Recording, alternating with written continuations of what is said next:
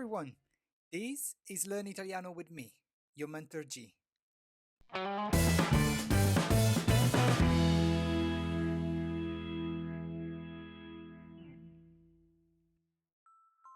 Hi guys! Welcome in week 8. Today, there'll be some fun quizzes, one at the beginning, another one at the end. We'll be doing a recap of previous weeks. And then we'll be reading The Little Prince, chapter number 4, with lots of fun activities to do and some extra practice at the end. Fun quiz! Antoine de Saint-Exupéry. Before becoming a pilot, Antoine de Saint-Exupéry A. Failed his naval exams, B. Won a cookie competition, C. Dropped out of architecture school. Remember, more than one could be right. I'll leave a few seconds to think about it. 3, 2, 1. Haha! Yes! These are the correct answers. After failing his naval exams and dropping out of architecture school, he became relentless in his pursuit of becoming a pilot. This is an inspiring example of something we call resilience. In Italian, resilience is translated to resilienza. Resilienza means resilience. Resilience is like a special power we have within.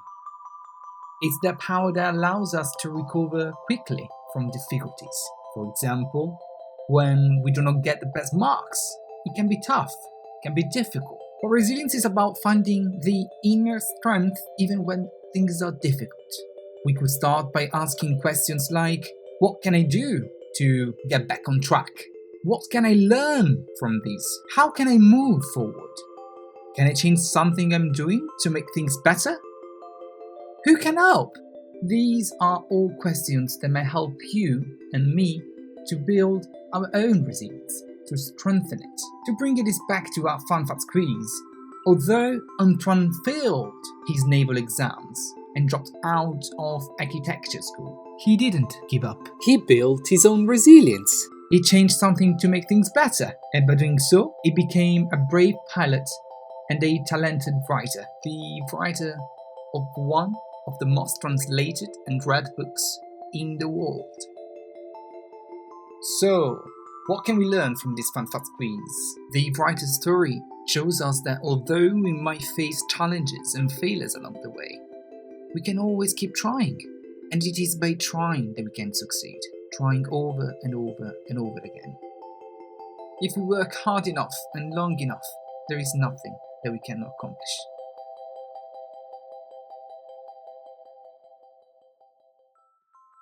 Which words did we learn in the previous chapter? It was chapter number 3, and we've learned 4 new words. I'll give you a moment.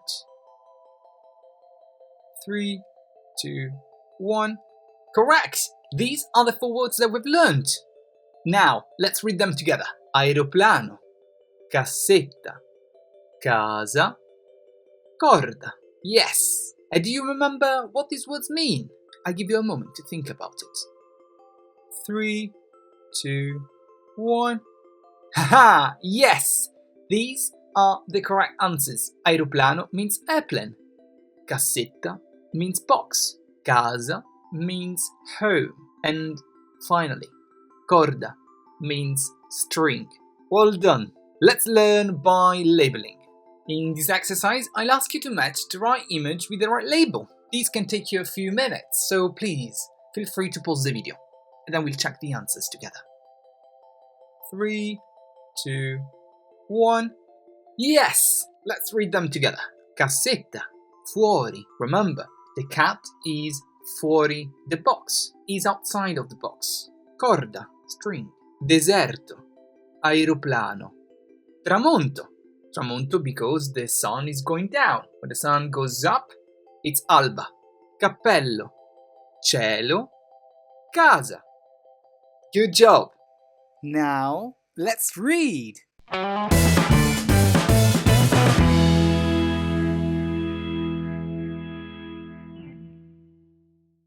Before we start reading, let's introduce today's word hunt. As usually, I would like you to write these words on a post-it on a piece of paper. Then, while we'll be reading this chapter, try to spot these words in the Italian script. Once you have recognized a word, feel free to tick it on your list and move on. At the end, we'll be discussing the meanings, pronunciations, and example of how you can use them. Let's read them together. Marte, Giove, Terra, Venere, Pianeta, Asteroide. Get comfy now. It's finally time for our story. Il piccolo principe. Capitolo 4. Avevo così saputo una seconda cosa molto importante, che il suo pianeta nativo era poco più grande di una casa. Tuttavia, questo non poteva stupirmi molto. Sapevo benissimo che, oltre ai grandi pianeti come la Terra, Giove, Marte, Venere, ai quali si è dato un nome, ce ne sono centinaia ancora, che sono così piccoli che si arriva sì o no a vederli col telescopio. Quando un astronomo scopre uno di questi, non gli dà un nome, ma un numero. Lo chiama, per esempio, l'asteroide 𝗏𝗏𝗁𝗁. Ho serie ragioni per credere che il pianeta da dove veniva il piccolo principe sia l'asteroide B612. Questo asteroide è stato visto una sola volta al telescopio da un astronomo turco nel 1909. Aveva fatto allora una grande dimostrazione della sua scoperta a un congresso internazionale d'astronomia. Ma in costume com'era, nessuno lo aveva preso sul serio. I grandi sono fatti così. Fortunatamente, per la reputazione dell'asteroide B612, un dittatore turco impose al suo popolo, sotto pena di morte, di vestire all'europea. L'astronomo rifece la sua dimostrazione nel 1920, con un abito molto elegante. E questa volta tutto il mondo fu con lui. Se vi ho raccontato tanti particolari sull'asteroide B612 e se vi ho rivelato il suo numero, è proprio per i grandi che amano le cifre. Quando voi gli parlate di un nuovo amico, mai si interessano alle cose essenziali. Non si domandano mai qual è il tono della sua voce, quali sono i suoi giochi preferiti. Fa collezione di farfalle? Ma vi domandano: che età ha? Quanti fratelli? Quanto pesa? Quanto guadagna suo padre? Allora soltanto credono di conoscerlo. Se voi dite ai grandi: ho visto una bella casa in mattoni rosa, con dei gerani alle finestre e dei colombi sul tetto, loro non arriveranno a immaginarsela. Bisogna dire: ho visto una casa di 100.000 lire. E allora esclamano: com'è bella! Così, se voi gli dite: la prova che il piccolo principe è esistito sta nel fatto che era bellissimo, che rideva e che voleva una pecora. Quando uno vuole una pecora, è la prova che esiste. Beh, loro alzeranno le spalle e vi tratteranno come un bambino. Ma se voi invece gli dite: il pianeta da dove veniva è l'asteroide B612, allora ne sono subito convinti e vi lasciano in pace con le domande. Sono fatti così. Non c'è da prendersela. I bambini devono essere indulgenti con i grandi. Ma certo, Noi che comprendiamo la vita, ce ne infischiamo dei numeri. Mi sarebbe piaciuto cominciare questo racconto come una storia di fate. Mi sarebbe piaciuto dire: c'era una volta un piccolo principe che viveva su di un pianeta poco più grande di lui e aveva bisogno di una pecora. Per coloro che comprendono la vita, sarebbe stato molto più vero, perché non mi piace che si legga il mio libro alla leggera. È un grande dispiacere per me confidare questi ricordi. Sono già 6 anni che il mio amico se n'è andato con la sua pecora e io cercavo di descriverlo per non dimenticarlo. È triste dimenticare un amico. Non tutti hanno avuto un amico e posso anch'io diventare come i grandi, che non si interessano più che di cifre. Ed è anche per questo che ho comperato una scatola, coi colori e con le matite. Non è facile rimettersi al disegno alla mia età, quando non si sono fatti altri tentativi che quello di un serpente boa dal di fuori e quello di un serpente boa dal di dentro, dall'età di 6 anni.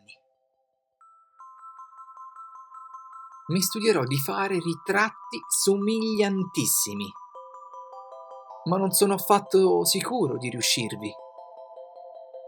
Un disegno va bene, ma l'altro non assomiglia per niente. Mi sbaglio anche sulla statura. Qui il piccolo principe è troppo grande, là è troppo piccolo. Esito persino sul colore del suo vestito. E allora tento e tentenno, bene o male, e finirò per sbagliarmi su certi particolari più importanti. Ma questo bisogna perdonarmelo. Il mio amico non mi dava mai delle spiegazioni. Forse credeva che fossi come lui. Io, sfortunatamente, non sapevo vedere le pecore attraverso le casse. Può darsi che io sia un po' come i grandi.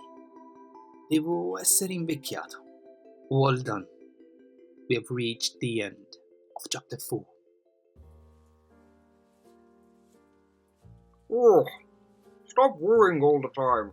Why? It's very annoying for a tree like me.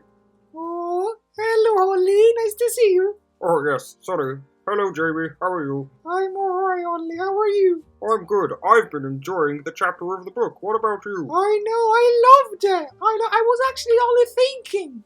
What were you thinking? I think. Oh no, not this again. I think. What were you thinking, Jamie?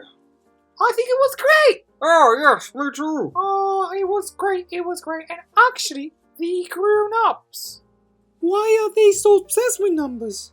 Why do they forget about what's pretty important or is essential? Well, grown-ups think that numbers make things easier. Tell me more. Oh well, as a grown-up, I would like you to know that numbers mean that I can decide what's different between this thing and that thing without having to know much about it. I don't want to grow up. Oh well, there's nothing wrong with growing up. Well, there is something wrong with growing up. I am scared. Oh, some grown-ups, it's fine. Not all grown-ups are like that. Take me. I'm a grown-up. Grown-ups can grow up to be whatever they want to be. Really? Yes, you don't have to be a grown-up who only cares about numbers. You can be a grown-up who cares about the real things in life. Thank you, Audley. Hey, that's okay. We trees are wise. I know you are. When I grow up, I want to be a scientist. Oh, yes, you can do that. I know. You can be anything you want to be, Jamie. I know I can be whatever I want. And I want to be a scientist. Because I love science. And thank you, Ollie. Hey, that's okay. Okay, now, let's go. I don't know. Are you gonna jump on me again? Please. This is exactly what I'm talking about. Come on, chop chop. Okay, let's go, I suppose. Ooh. Well, I'm glad someone's having fun. That's me. Okay. Did you find the words we mentioned at the beginning? Let's have a look. Let's practice now.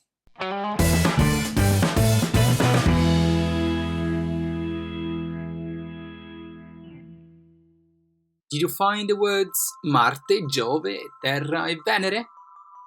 Yes, they were on this slide. Earth means Terra. Jupiter means Giove. Mars means Marte. And Venus means Venere. Well done. Terra, Giove, Marte, Venere. Now, let's go in space to learn by labeling. In this exercise, what I'll ask you to do is to attach the right label to the right planet. I'll give you a few seconds, but please feel free to pause the video. This might take you a little bit of time. 3, 2, 1. Ha! Yes! These are indeed the right labels. Wait a minute. We have a label left. Which planet do you think it is? Yes! Saturno means Saturn. Well done! Hey Jamie, how are you? I'm alright, G. How are you? I'm alright, thank you. We're doing some Italian lesson today. We've learned The names of the planets in Italian. I already know the names of the planets. Oh, did you? Yes, I know. Well done, Jamie. What? How come? Well, last week we did all the planets we meant tutorial. We talk about the Milky Way and all the planets in our solar system. So, if you like to look at more, you shall have a look. Thank you, Jamie. I'll let them know. That's okay. If you'd like to learn more about planets, in the video description, you'll be able to find a link to Mentor Doria's lesson. Check it out! Let's move on now. Did you find the word pianeti? Yes, it was on this slide. Planets means pianeti. 1 pianeta, 1 planet. 4 pianeti, 4 planets. Pianeti is the plural of planet, so the equivalent of planets. By substituting the last letter with the letter I, we transform the words into a plural. So, 1 pianeta, 4 pianeti. Remember, the I is pronounced like I in Italian. So, how many are there? There are 5.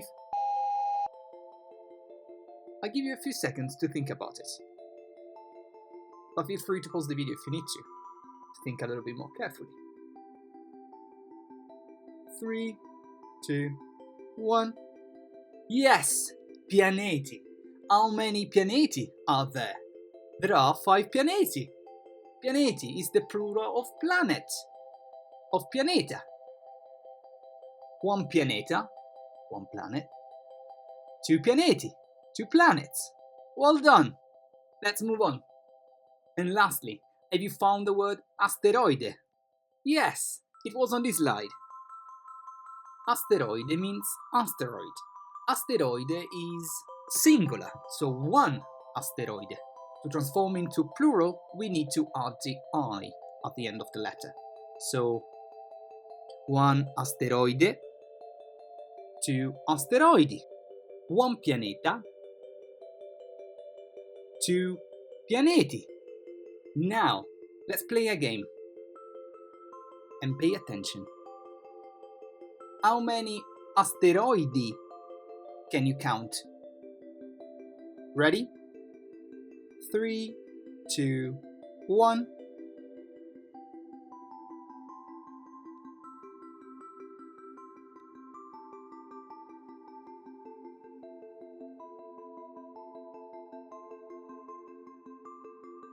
How many? 5 asteroidi or 5 asteroidi? Take your time, feel free to pause the video, and then we'll check the answers together. 3, 2, 1.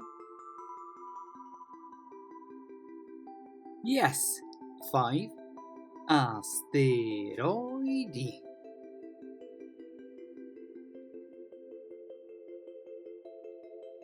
So, 1 asteroid, 2 asteroidi, and 5 asteroidi. Great work! I know, I'm tired as well, but we have a last fun fact squeeze left. Fun fact squeeze! Galileo Galilei.